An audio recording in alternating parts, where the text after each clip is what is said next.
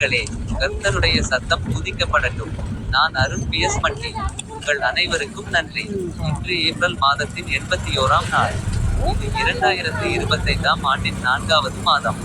ஜார்க்கண்ட் மாநிலத்தின் லோஹர்தகா மாவட்டத்தில் உள்ள தியோதரியா கிராமத்தின் காடுகளுக்கு நான் மேற்கொண்ட 5வது நாள் பயணம் இன்று.